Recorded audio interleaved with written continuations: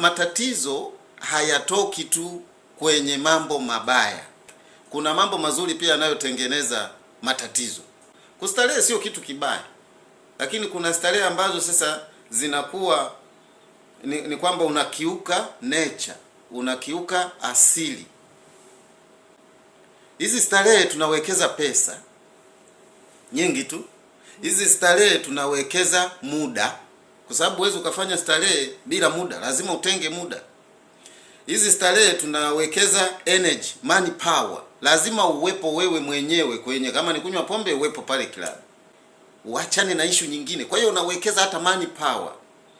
Tunawekeza afya. Huwezi kwenda kufanya starehe kama hizo wewe ukiwa mgonjwa, inabidi uende ukiwa uko vizuri, una afya safi.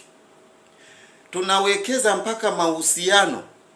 Familia yangu labda haitaki mimi niende kwenye tabia fulani, lakini mimi naamua kukosana na familia ili niende. Nature asili itakwambia